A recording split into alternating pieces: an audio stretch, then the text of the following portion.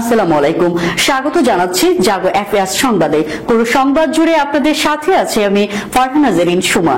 শুরুতেই জানিয়ে দিব জাগো এফএস সংবাদ শিরোনাম।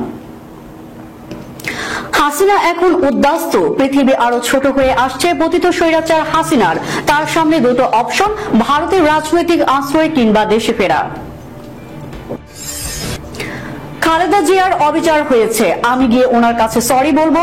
আওয়ামী লীগ ও হাসিনার পরিবারকে নিয়ে বোমা ফাটালেন সোহেল তাজ, মুখ খুললেন নিজের উপর নির্যাতন নিয়েও। অগাস্টের রেমিটেন্সের জোয়ারে ভাসিয়ে দিয়েছে দেশের প্রবাসী সূর্য সন্তানেরা। কোন ব্যাংকে কত টাকা এলো, কেন 1 টাকাও আসেনি 8 ব্যাংকে, বিস্তারিত জানাবো প্রতিবেদনে। ক্ষমতায় যাওয়া জামায়াতের উদ্দেশ্য নয়, জামায়াতের আমির। বিডিআর হত্যাকাণ্ডের পূর্ণ তদন্ত ও বিচার প্রক্রিয়া শিগগিরই করব, স্বরাষ্ট্র উপদেষ্টা। কয়েকদিনে জমা 100 কোটি টাকার বেশি, আর অর্থ না নেওয়ার ঘোষণা আহসান্না ফাউন্ডেশনের। দেখছিলেন সংবাদ শিরোনাম, চলে যাচ্ছে বিস্তারিত সংবাদে। ক্ষমতাচ্যুত বাংলাদেশের প্রধানমন্ত্রী শেখ হাসিনার সামনে দুটো অপশন খোলা, হয় ভারতের রাজনৈতিক আশ্রয় নতুবা দেশে ফিরে আসা। এই মুহূর্তে আর কোনো বিকল্প নেই। 77 বছর বয়সী এই সাবেক প্রধানমন্ত্রী এখন ভারতে অবস্থান করছেন। শতাধিক মামলা রুজু হয়েছে তার বিরুদ্ধে, এর মধ্যে হত্যা মামলাই বেশি। গণহত্যার মামলা নিয়ে আন্তর্জাতিক আদালতেও যাওয়ার প্রস্তুতি চলছে। তার পাসপোর্ট বাতিল হওয়ার ভিন্ন গন্তব্যে যাওয়ার সম্ভাবনা অনেকটা উবে গেছে। ভারতীয় আইন অনুযায়ী বিনা ভিসায় তিনি 45 দিন থাকতে পারবেন, এর মধ্যে কেটে গেছে 27 দিন। যা কিছু করার এর মধ্যেই করতে হবে শেখ হাসিনাকে। শেখ রেহানার অবশ্য পরিস্থিতি ভিন্ন, তার কাছে রয়েছে ব্রিটিশ পাসপোর্ট। তিনি ইচ্ছা করলে ব্রিটেন কিংবা অন্য যে কোনো দেশে যেতে পারেন। ভারত এখন কি করবে? তারা কি শেখ হাসিনাকে রাজনৈতিক আশ্রয় দেবে, যেমনটা দিয়েছিল 1975-এ বঙ্গবন্ধু হত্যার পর? 6 বছর ভারতের রাজধানী নয়াদিল্লিতে আশ্রয়ে ছিলেন হাসিনা। যতদূর জানা যায় ভারত এখন উভয় সংকটে। তারা কি তাকে রাজনৈতিক আশ্রয় দিয়ে বাংলাদেশের সঙ্গে বৈরী সম্পর্ক তৈরি করবে, যে সম্পর্ক এখন অনেক তিক্ততায় পরিণত হয়েছে? ভারত বিরোধী সেন্টিমেন্ট আবেগ থেকে অনেক অনেক বেশি এখন।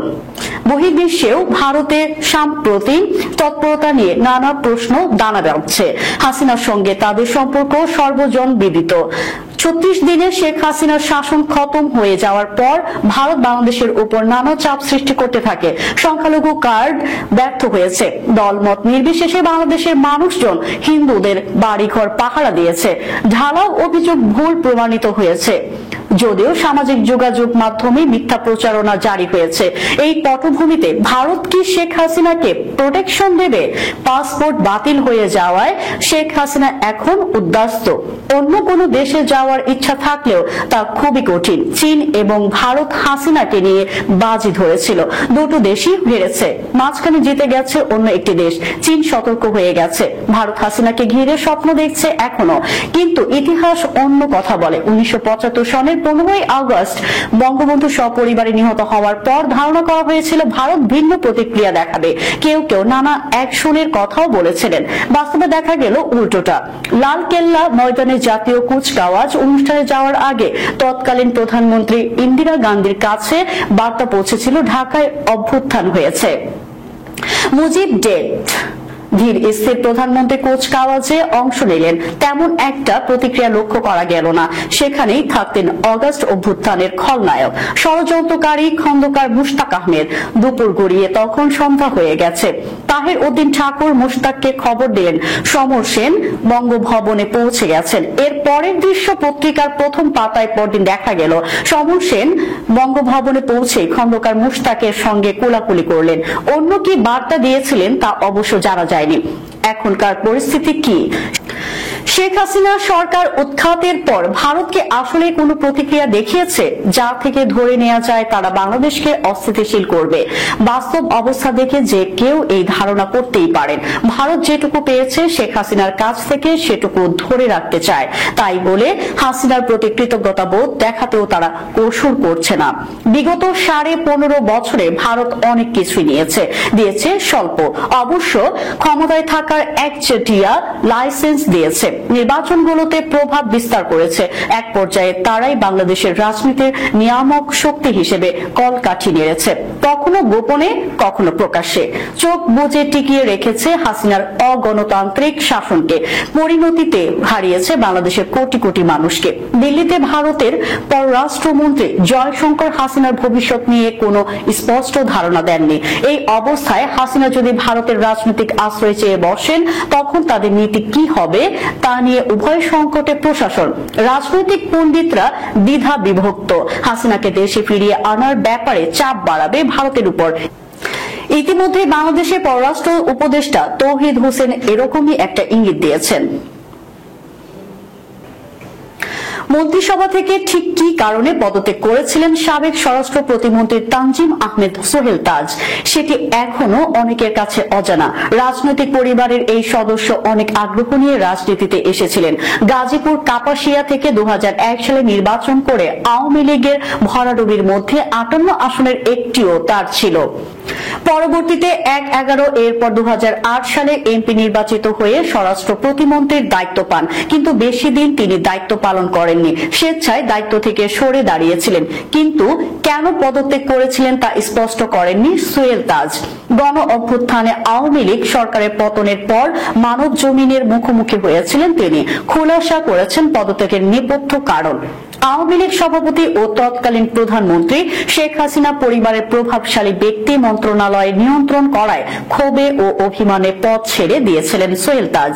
প্রভাবশালী ব্যক্তির নাম না বললেও তখন আলোচনা ছিল আওয়ামী লীগের প্রেসিডিয়াম সদস্য শেখ ফজলুল করিম সেলিম পুলিশের বদলি সহ সব নিয়ন্ত্রণ করতেন, যা মেনে নিতে পারেননি সোহেল তাজ। শেখ সেলিম তখন সরকারের কোনো দায়িত্বে ছিলেন না। মানব জমিনকে দেয়া সাক্ষাৎকারে সোহেল তাজ এমনই ইঙ্গিত, তার ভাষায় সরকারের 90% মন্ত্রণালয় নিয়ন্ত্রিত হতো শেখ হাসিনার লোকদের দ্বারা। মন্ত্রণালয়গুলো চলতো ম্যাজিক্যালি।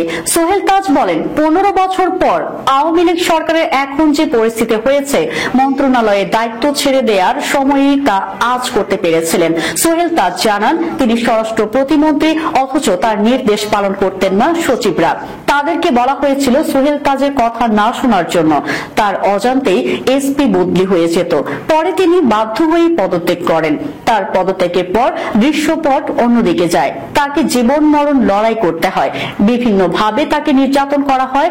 তার ভাগ্নেকে পর্যন্ত গুম করা হয়। 15 বছরের আওয়ামী লীগের শাসন ও 5 আগস্ট মানুষের ক্ষোভের বহিঃপ্রকাশ নিয়ে সোহেল তাজ বলেন, 2018 সালে নিরাপদ সড়কের দাবিতে শিক্ষার্থীরা আন্দোলন করেছিল। ছাত্র সংগঠন ও পুলিশ দিয়ে তাদেরকে বেধড়কভাবে পেটানো হয়েছিল রাস্তায়। তখন কোটা সংস্কার আন্দোলন হয়েছিল। তখন আমি ফেসবুকে একটা পোস্ট দিয়েছিলাম, সেটা ছিল এমন একটা পাতিলের মতো পানি ফুটেছে, নিচে আগুন জ্বলছে। আমি বলছিলাম, ঢাকনাটা যদি চাপ দিয়ে রাখা হয় তবে একদিন বিস্ফোরণ হবে। 15 বছর এই ঢাকনাটাকে চাপা দিয়ে রাখার বহিঃপ্রকাশ পেয়েছি 5 আগস্ট। এটা হচ্ছে 2014 সালের নির্বাচন, হত্যা, গুম, নির্যাতন, বিরোধী দলের উপর নির্যাতনের কারণে। আমরা দেখেছি খালেদা জিয়াকে যেটা করা হয়েছে, যেটা আমি একেবারে সমর্থন করি না। এটা অন্যায় হয়েছে। আমার বিবেক বলে আমি গিয়ে ওনার কাছে সরি বলবো।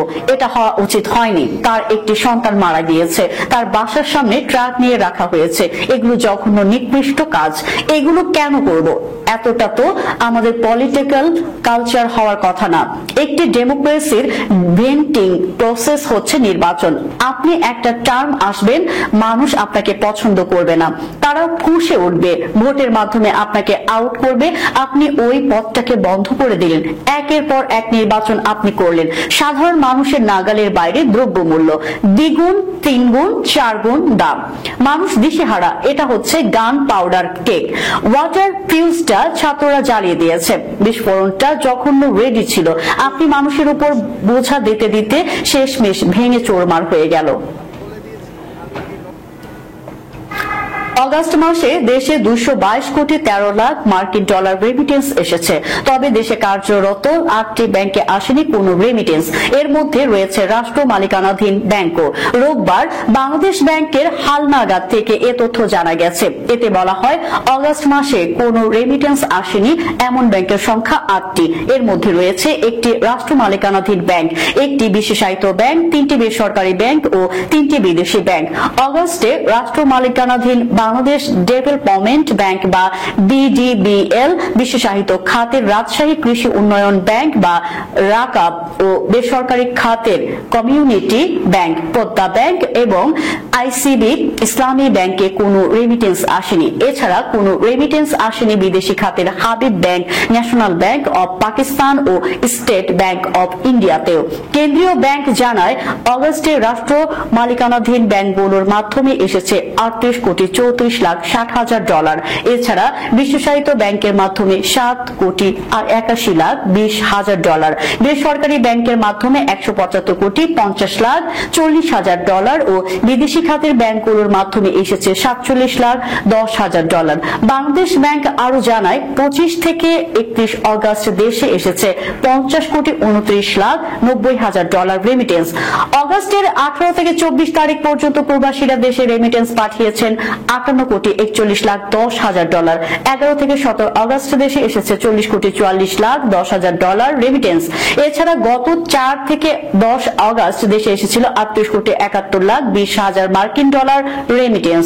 আর গত 1 থেকে 3 অগস্ট পর্যন্ত প্রবাসীরা দেশে রেমিটেন্স পাঠিয়েছেন 9 কোটি 56 লাখ 50 হাজার ডলার। এর আগে গত জুন মাসে 253 কোটি 86 লাখ ডলার রেমিটেন্স আসার পর চলতি অর্থ বছরের প্রথম মাস জুলাইয়ে প্রবাসী আয় এসেছিল প্রায় 191 কোটি মার্কিন ডলার, যা গত 10 মাসের মধ্যে সবচেয়ে কম আয় ছিল। তবে অন্তর্বর্তী সরকার গঠনের পর পরিস্থিতি স্বাভাবিক হতে শুরু করে।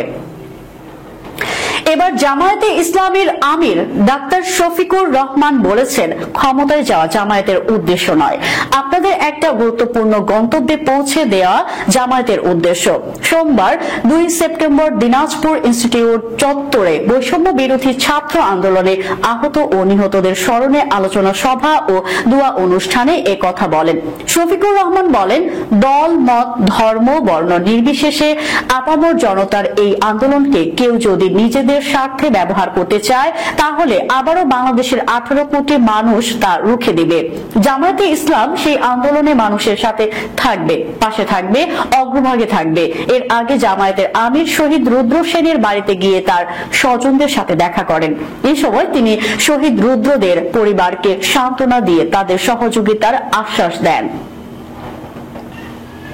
বিডিআর হত্যাকাণ্ডের পুনঃ তদন্ত ও ন্যায় বিচারের প্রক্রিয়া শিগগিরই শুরু করা হবে বলে জানিয়েছেন স্বরাষ্ট্র উপদেষ্টা লেফটেন্যান্ট জেনারেল অবসরপ্রাপ্ত মোহাম্মদ জাহাঙ্গীর আলম চৌধুরী।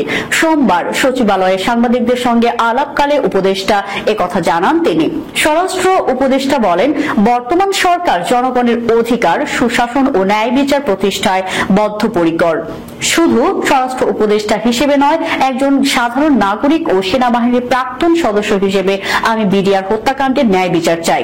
সঠিকভাবে এই হত্যাকাণ্ডের পূর্ণ তদন্ত ও ন্যায় বিচার প্রক্রিয়া শিগগির শুরু করা হবে। 2009 সালের 25 ফেব্রুয়ারি সীমান্তরক্ষী বাহিনী বিডিআর এর সদর দপ্তর ঢাকার পিলখানায় বিদ্রোহ হয়। সেদিন বিডিআর এর কয়েকশো সদস্য পিলখানায় নৃশংস হত্যাকাণ্ড চালান। প্রায় 2 দিন ব্যাপী চলা বিদ্রোহে বিডিআর এর তৎকালীন মহাপরিচালক মেজর জেনারেল শাকিল আহমেদ সহ 57 জন সেনা কর্মকর্তা নিহত হন। সব মিলিয়ে 74 জনের লাশ উদ্ধার করা হয়। সেই হত্যার ঘটনা পুনঃ তদন্তের দাবি জানিয়েছে বিভিন্ন সংগঠন ও নিহত সেনা পরিবারের সদস্যরা।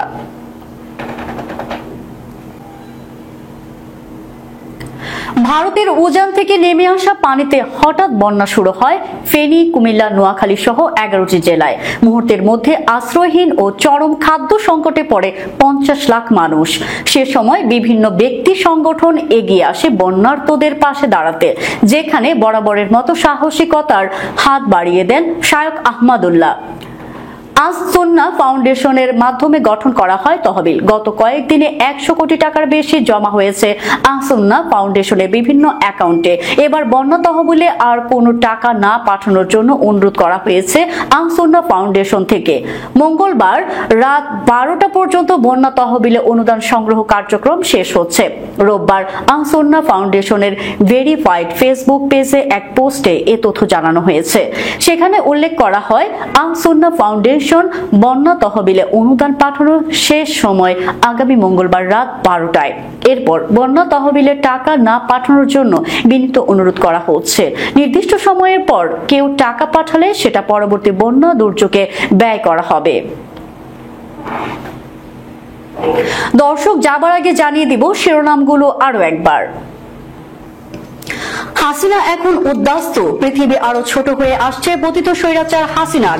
তার সামনে দুটো অপশন, ভারতের রাজনৈতিক আশ্রয় কিংবা দেশে ফেরা। খালেদা জিয়ার অবিচার হয়েছে, আমি গিয়ে ওনার কাছে সরি বলবো।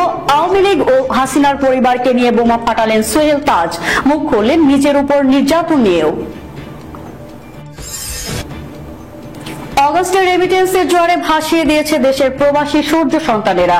কোন ব্যাংকে কত টাকা এলো, কেন 1 টাকাও আসেনি 8 ব্যাংকে, বিস্তারিত জানাবো প্রতিবেদনে। ক্ষমতায় যাওয়া জামায়াতের উদ্দেশ্য নয়, জামায়াতের আমির। বিডিআর হত্যাকাণ্ডের পূর্ণ তদন্ত ও বিচার প্রক্রিয়া শিগগিরই করব, স্বরাষ্ট্র উপদেষ্টা। কয়েকদিনে জমা 100 কোটি টাকার বেশি আর অর্থ না নেওয়ার ঘোষণা আস-সুন্নাহ ফাউন্ডেশনের। এই ছিল এখনকার মতো। আমাদের পরবর্তী সংবাদ দেখার আমন্ত্রণ জানিয়ে শেষ করছি। ধন্যবাদ সবাইকে। আল্লাহ হাফেজ।